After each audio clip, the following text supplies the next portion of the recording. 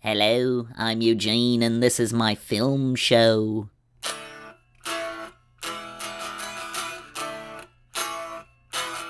Well, you should see Polythene Pam. She's so good looking, but she looks like a man. Well, you should see her in drag, dressed in her polythene bag. Oh, you should see Polythene Pam. Yeah, yeah, yeah.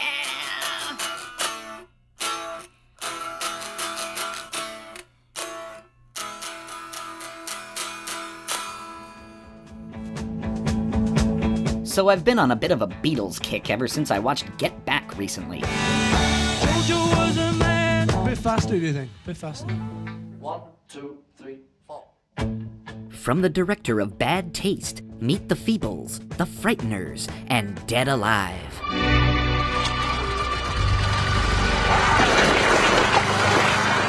Oh, and he also made those Lord of the Rings pictures.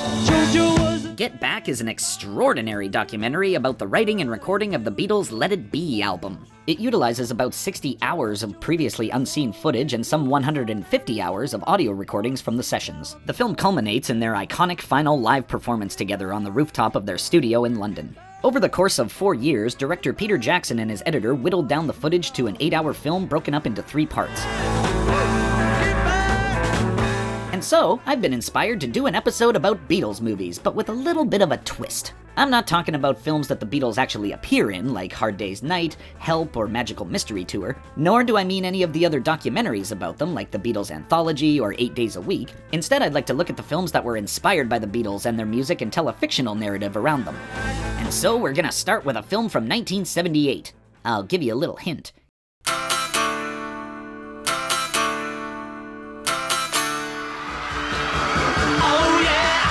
February 1964, the Mop Tops from Liverpool have landed on American shores and Beatlemania is sweeping the nation. The group are set to make their historic appearance on The Ed Sullivan Show the following evening in New York City.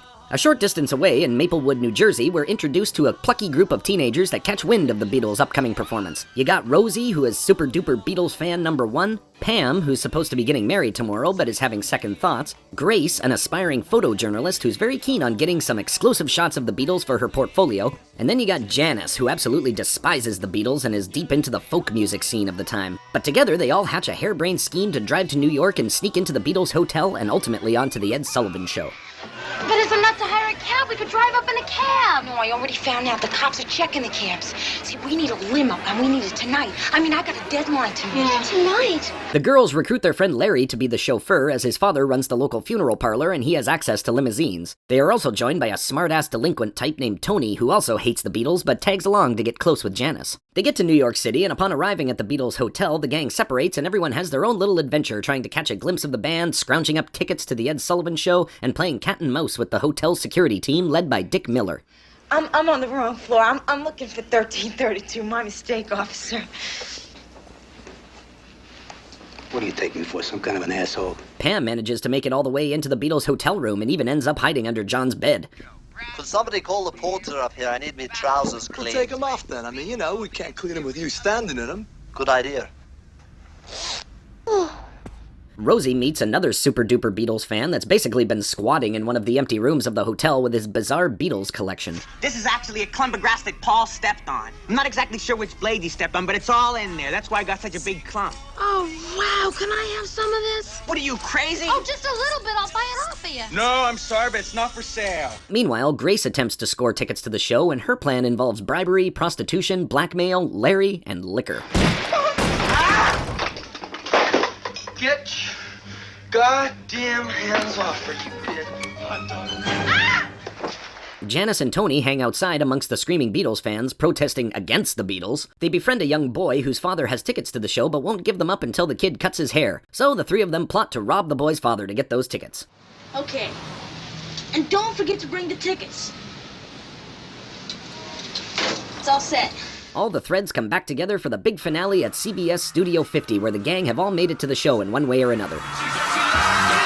It's a charming little picture, and it's cool to note that it was the directorial debut of Robert Zemeckis, who would go on to have a little bit of success. I mean, just look at this asshole's resume. I Wanna Hold Your Hand, Used Cars, Romancing the Stone, Back to the Future Part 2, Back to the Future Part 3, Who Framed Roger Rabbit, Death Becomes Her, Forrest Gump, Contact, What Lies Beneath, Castaway, The Polar Express, Beowulf, that animated Jim Carrey Christmas Carol movie, Flight, The Walk, Allied, Welcome to Marwen, The Witches, Pinocchio. Like, piss off, guy. You're only one of the most successful and technologically innovative filmmakers of all time. Why don't you let some other people have some things? I Wanna Hold Your Hand was also Zemeckis' first collaboration with Steven Spielberg, who served as executive producer on the picture and became something of a mentor to Zemeckis. Cut to 1995, and he got to present his protege with an Academy Award for Best Director.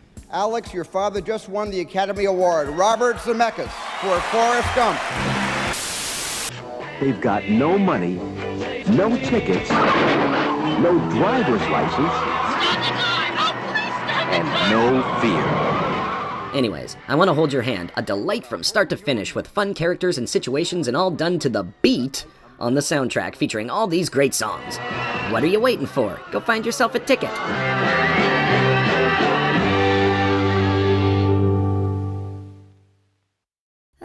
That's a good one. But now let's take a look at a real big piece of dog shit that came out the same year as I Wanna Hold Your Hand.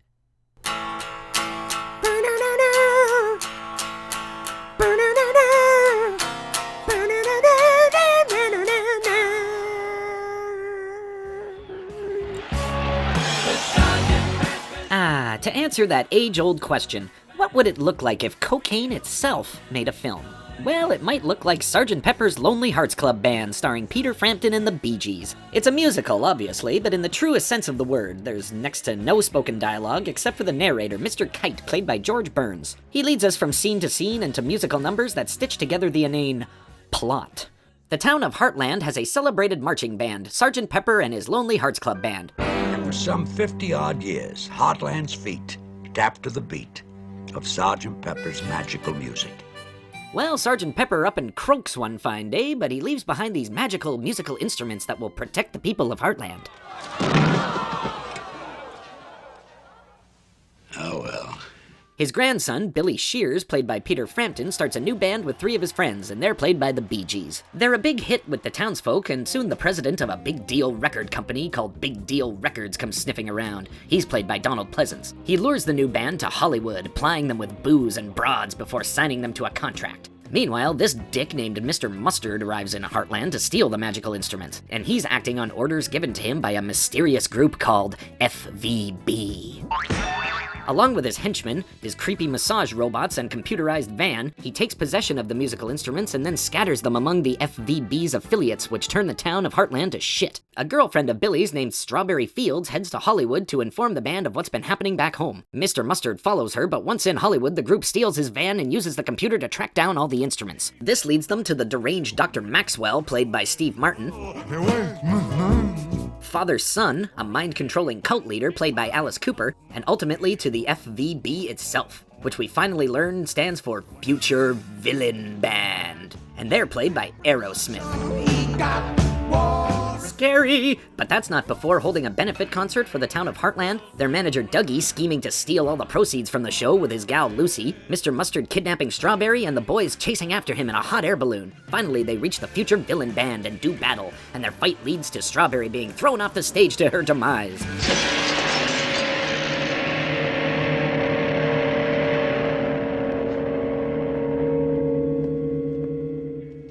And then you just got 10 minutes of Billy walking around being sad. He's sad at the funeral, he's sad on the long and winding road, he's sad while the Bee Gees comfort him, he's sad looking out a window, he's sad walking up some stairs. 4 songs worth of watching Peter Frampton just acting his pretty ass off. Finally, Billy just can't take the pain any longer and leaps off a building to kill himself. But what's this? The weather vane on top of City Hall transforms into Billy Preston! He uses his magical lightning powers to freeze time and save Billy before he hits the ground. He then minces about the town square singing Get Back, turns the bad guys into priests and shit, brings Strawberry back to life and reunites her with Billy, and gives the band some shiny new outfits to wear for the big finale.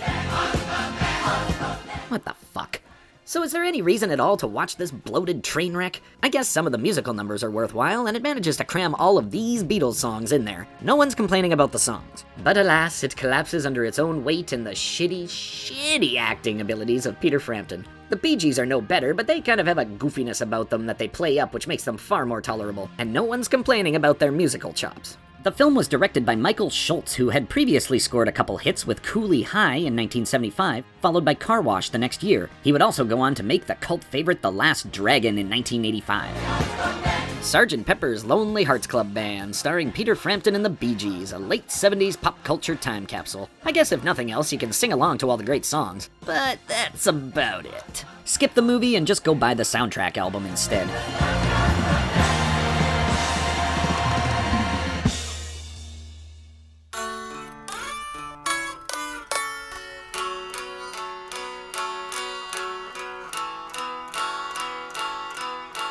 Words are flowing out like endless rain into a paper cup. They slither while they pass, they slip away across the universe.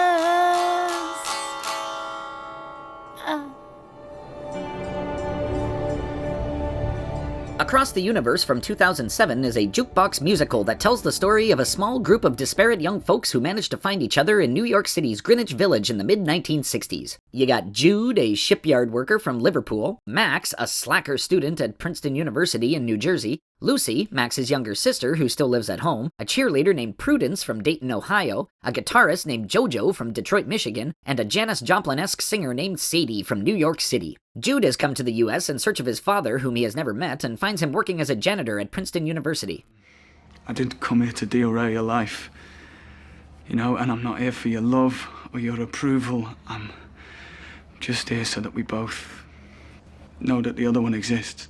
While on campus, he bumps into Max, and the two of them hit it off and become fast friends. Well, Jude, as a stranger to our shores, the least I can do is offer you some Ivy League hospitality.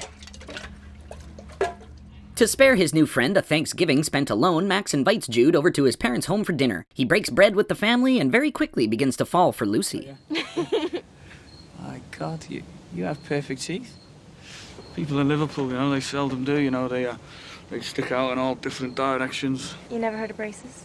Yes, I have, thank you very much. We use them to keep our trousers up. Jude catches Lucy's eye as well, but she remains committed to her boyfriend Daniel and eagerly awaits his return from service in the Vietnam War. Max ends up dropping out of college, and he and Jude head to New York City, where they find residency in a sort of bohemian artsy pad rented out by Sadie, who also shares the same space. Max gets a job as a cab driver, and Jude works as a freelance artist. A man named JoJo buses into town from Detroit looking for a change of scenery and employment as a musician. He totes his guitar into an audition, which just so happens to be for Sadie's band. Prudence is introduced to us on a high school football field in Ohio, where the object of her affection is another cheerleader. Ashamed and unable to express her true feelings, she drops out of school and hitchhikes to New York. She happens upon Jude in the gang while crawling through Sadie's window one night. And I was living with this guy across the street. Did he do that to you? He was a mistake. Where'd she come from? She came in through the bathroom window. And with that, they've all come together. Over me. The group experienced protests, romances, breakups, riots, drugs, radical activists, and the repercussions of the Vietnam War back home. In a fun little diversion, the group take an LSD-fueled bus trip with a dude named Dr. Robert, played by Bono. He's a guru of sorts, inspired by Ken Kesey and his psychedelic acid bus. I will admit that this middle section of the movie is where it kinda drives into the weeds for a bit. While the group are all tripping massive balls, they encounter Mr. Kite, played by Eddie Izzard, and his crazy-ass carnival setup out in the middle of the woods. Now, the visuals in this scene are really cool, but his rendition of the song being for the benefit of Mr. Kite is just god-awful. It's really the one big dud on the soundtrack and just grinds the movie to a halt. Once things return to reality, the film gets back on track. Jim Sturgis and Evan Rachel Wood lead the cast, and all the performances are strong, both in acting as well as the singing. And this flick has the visuals to back up the music. It's certainly one of the most gorgeous-looking films that's ever been made. It gets downright trippy as feck. Across the Universe was directed by acclaimed theater director Julie Taymor, whose 1997 stage production of The Lion King is still the highest-grossing entertainment title in box office history. All of her visual and stage choreography skills pay off huge and translate beautifully to the screen. And once you put all that great music on top, you've got a timeless film that's just a treasure from top to bottom.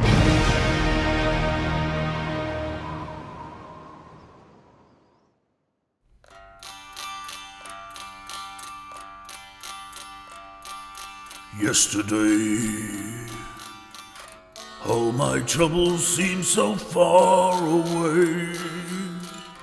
Now it looks as though they're here to stay. Oh, I believe in yesterday.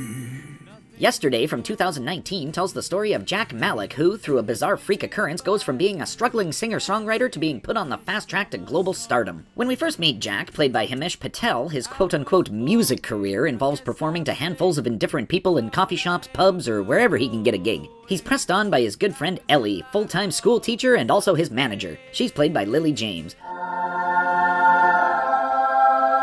Ellie does what she can to get him out there with her limited resources, but after a spirit-crushing performance at a small local festival, Jack makes the decision to hang up his musical dreams and go back to a steady teaching job. If it hasn't happened by now, it's not going to. It'll take a miracle. Miracles happen. I mean it. This is a serious moment for me. This is just absolutely not happening. Something of a miracle does indeed happen later that night. While Jack is biking home, the Earth experiences a 12-second power outage. And I mean the entire Earth. And during this strange happening, poor old Jack gets hit by a bus and gets sent arse over tea kettle onto the hard ground.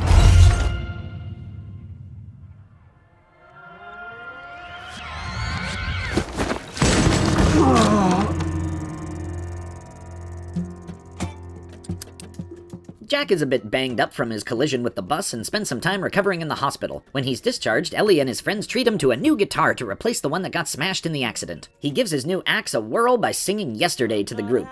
But something isn't quite right here. That was one of the most beautiful songs I've ever heard. Yeah, it's a bit soppy, bit sweet. When did you write that? At first he thinks his mates are all trying to pull some elaborate joke on him, taking the piss as it were, but when he gets onto the internet, he makes a shocking discovery. It appears as though the Beatles have been erased from history, and not just that, they never existed at all. No John, Paul, George, and Ringo, no Sgt. Pepper, and his Beatles records have disappeared from his collection. No one on Earth has heard the Beatles, except for him. Do you genuinely not know who the Beatles are? Genuinely. Okay. Then I'm in a really complicated situation. Jack immediately sets to work coming up with every Beatles tune that he can remember. Eventually, he's able to build a whole new set list of songs to perform, but unfortunately, he's still stuck playing the tiny gigs. He does, however, catch the ear of a young, enthusiastic music producer named Gavin. Gavin offers up his little studio to Jack for free, and along with Ellie, they begin laying down some tracks for a demo CD. I think you'll understand. Jack passes his disc out to everyone he can at his part-time job at a wholesale warehouse. He's invited to appear on local television, and his performance of the song In My Life gets the attention of international pop star Ed Sheeran, who seeks him out later that same night, like a creepy little ginger stalker. I saw your song on TV, and it was really good. So I Googled you, and I listened to your songs on the warehouse website, and they were even better. Ed offers Jack an opening slot on an upcoming show of his in Europe. Jack enlists his pal Rocky to tag along as his roadie, and before you know it, he's performing back in the USSR on stage in Moscow, blowing up all the Russian socials. He's approached by Ed's manager, Deborah, played by Kate McKinnon, and she steals every single scene that she's in, as Kate McKinnon is wont to do. She lays it out pretty clearly how things work in the industry. See, we pay, and you write songs, and then we release them, and you make a ton of money. And then we take most of it. Jack is whisked off to LA, and Deborah puts him on a schedule of recording sessions, image makeovers, the Late Late Show with James Corden, and marketing meetings discussing possible titles and artwork for his debut album. And the White Album has some diversity issues. How? That's a lot of white, Jack. During all this chaos, Jack manages to sneak in a little getaway to the Beatles' hometown of Liverpool, England, where he's met by Ellie. They have a fun night together, and things go almost too far, but she sees the writing on the wall concerning potential romantic relationship with Jack's rising star. I'm an actual school teacher in actual Lowestoft, and you're the world's greatest singer-songwriter. No, I'm not. Except that you probably are. So not only does Jack have to wrestle with celebrity and fame, but also his feelings towards Ellie, his own nagging conscience for having passed off someone else's art as his own, and we also come to find out that he may not in fact be the only person on Earth who remembers the Beatles. Who was your favourite? John Paul, George, or Ringo? Dun dun dun! Yesterday was written by Richard Curtis, a British chap whose name you might not recognize, but you definitely know some of his work. His early career is linked with the great comedian Rowan Atkinson, and the two of them created the classic British series Blackadder and Mr. Bean. Curtis moved on to writing and sometimes directing feature films. You've got The Tall Guy, 4 Weddings and a Funeral, Notting Hill, Bridget Jones's Diary, Love Actually, About Time, and The Boat That Rocked, which was released as pirate radio in North America. And now onto the director of Yesterday, one of my all-time favorites, Danny Boyle. He made a big splash right out of the gate with his first film, Shallow Grave, in 1994, and in 1996 he received massive international attention with Trainspotting, widely considered to be one of the best films of the 1990s. Since then, he's proven himself to be one of the most versatile filmmakers working today, tackling whatever genre you can throw at him, from comedy to science fiction to horror. A Life Less Ordinary, The Beach, 28 Days Later, Millions, Sunshine, Slumdog Millionaire, 127 Hours, Trance, Steve Jobs, and Trainspotting 2, which I quite enjoyed. Slumdog Millionaire would prove to be his biggest hit so far, winning 8 Academy Awards, including Best Picture and Best Director. Danny Boyle for Slumdog Millionaire. My kids, I swore to them if this miracle ever happened that I would receive it in the spirit of Tigger from Winnie the Pooh. And that's what that was. But Yesterday is one of his most delightful films to date. His unique visual style is a fine match for this material and still retains all the heart and wit of Curtis's writing. Throw in a Beatles soundtrack, 2 terrific lead performances, and Kate McKinnon, and you got a good little picture there. I believe in Yesterday. Well, that concludes our very special episode about Beatles movies. I really hope you enjoyed it. We certainly enjoyed making it, didn't we, Kev? Anyways, I'm Eugene, and this was my Beatles film show. Na na na na na na na na na na na film show.